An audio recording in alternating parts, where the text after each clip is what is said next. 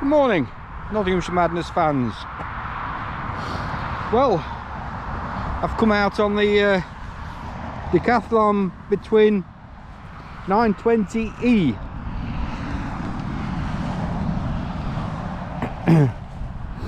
To show you what we've got. I've done a rundown of it. I fitted the D-lock to the front fork. Doesn't seem to be an issue, doesn't seem to affect the steering. Whether it stays there or not, who knows. Do you like the Ortlibe basket? They're quite a good cavernous little bag they are. Although I do have it on the click fix mount because it's shorter. Got the phone mounted on the current most useless piece of cycling equipment I've bought in the last couple of weeks. I've ridden down my worst bit of section of route, which is I'm on the ride as to why I bought the bike. It'll be on my commute, it'll be on the Facebook. Haven't filmed on the road because it is so incredibly noisy, but we can film a bit on this road, although this is very smooth. So let me just get going, bear with me.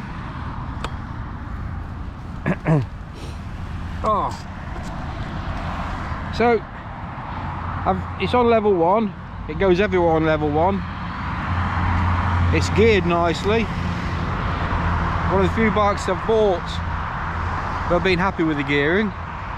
It's 7th gear, 7-speed 7th gear, a nice amble pedal along at 12 miles an hour on level 1. That suits me fine. Setting off in gear 3, which I think is perfect because, as you know, any bike you have to use first gear to set off on is no good. Anyway, I'm impressed. This is a lovely bit of cycle route, apart from the fact you've got all this. But it's the bits to this and from this that hurt. And I can't cycle them. I can't hold the camera. It's not safe to ride them. The volume of vehicles on the road is great as well. They keep knocking over they keep running into the crash barriers and the pedestrian protected areas, so it's not a nice environment. This is why I bought it, so I make this journey very regular, and it's lovely. For 700 quid, I don't know if it's still available at 700 quid on Decathlon, well worth it. So we're booting along at 11.8, I've only done 144 miles on it.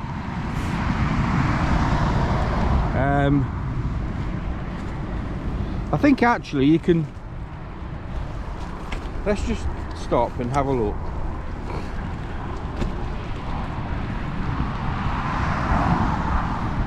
Some tree roots here, we're stopping up at these. Stay with me whilst we dismount. I've not tried putting my legs through there, and that's what I like about the post bike and the Bromptons. Just something of note,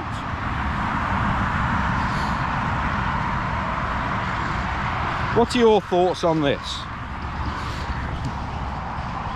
Cyclist dismount signs. So cyclist dismount signs to give way markings that we see on the road and the hierarchy of road users. Does the hierarchy of road users make all these cycling dismount signs surplus? Because other than pedestrians, who generally are travelling on the same route, if there are any pedestrians, of course. So the pedestrians are travelling on the same route, you have to yield to the pedestrian and the horse. So surely these cyclist dismount signs are now obsolete, because the give way is to anything that's motorised. I've not heard anything in the press or anything about that. It's only my view that I think cyclist dismount signs in the main have become redundant at road junctions and places like that. In Nottingham, on the cycle routes at road junctions, they have a green painted stripe across the road, and they have the give way before that, so the vehicle has to give way to whatever's the pedestrian or person on a bike going past. I think I showed you one in Kings Lynn where vehicles have to give way to, and that is, I believe, how the hierarchy of transport movement goes. So I'm just thinking that those signs are now redundant. Anyway, that's by the by. I think it's still cracking value. As I say, I've only knocked up 145 miles. I think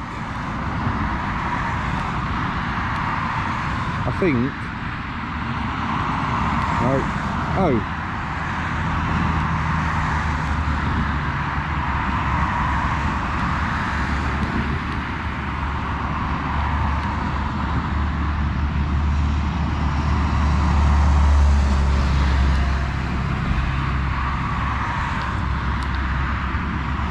anyway, it's becoming apparent to me, I don't know what I'm doing with it. There's a trip there.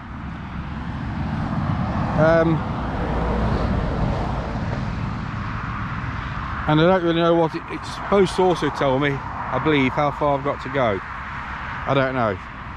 Any road. I saw a cyclist dismount sign.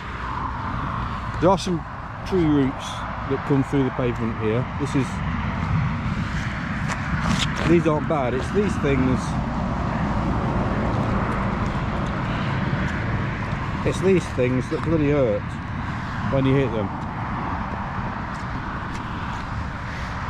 There's a lady coming by. Hiya. Right, let's go a bit further.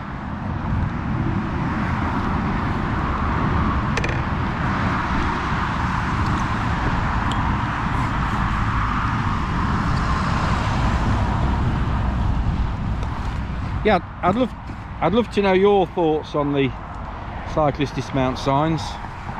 So I really do believe they are surplus to requirements now. Well, they're not, they're surplus to the law of the land.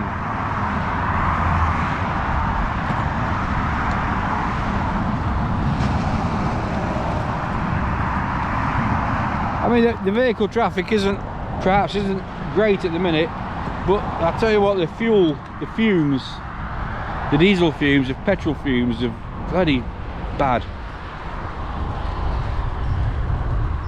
Terrible.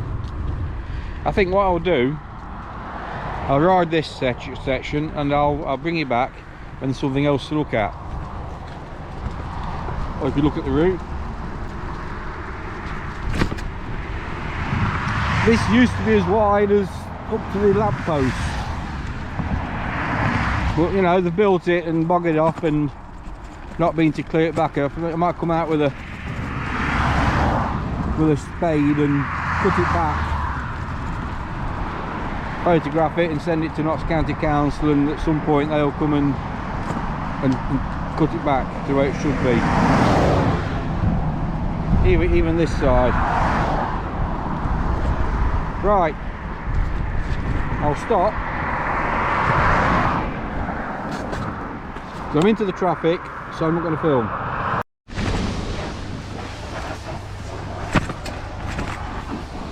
So we're onto the crap stuff now. So I've missed out the first bit coming all the way from Mansfield. I'm doing a bit of a loop and I'm heading back now. So all these joins in the tarmac and bumps and when you're on your normal bike, hurt.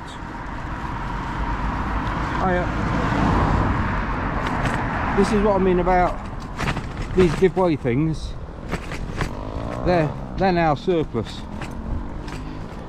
Cycle pedestrian route.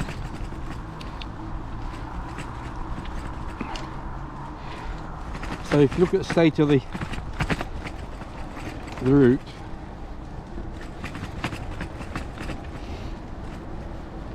and this bike has taken all of that bump, or should I say the jolt, out of them. And this was incredibly difficult on the Brompton. And obviously the other bike I use is the cargo bike, which bumps and bangs and crashes and wallows through these holes.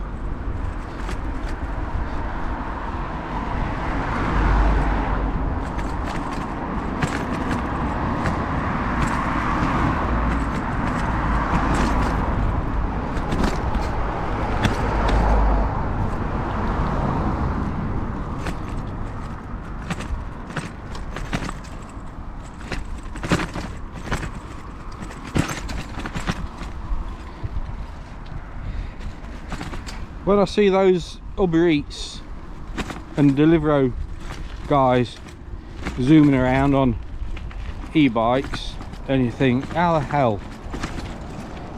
Well, having got this, I know exactly how the hell, because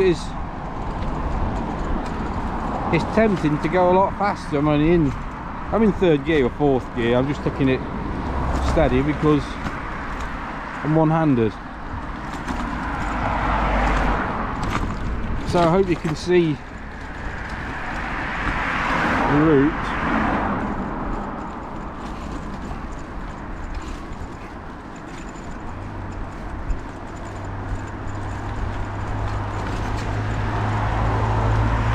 It really does.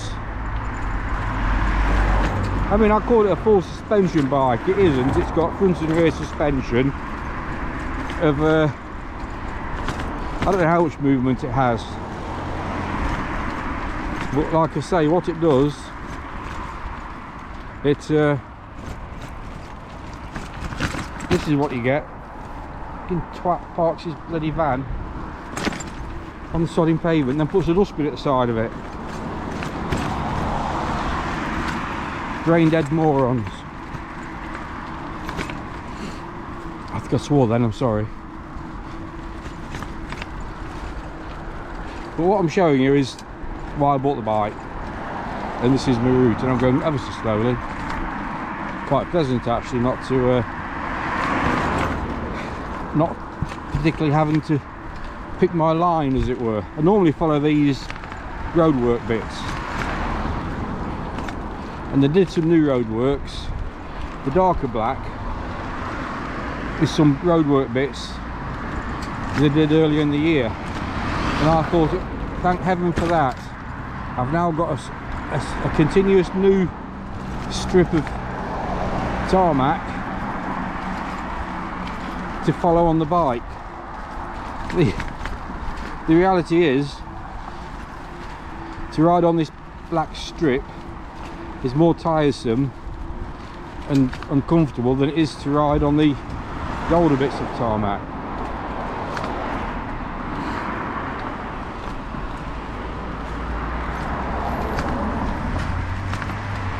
Right, I'm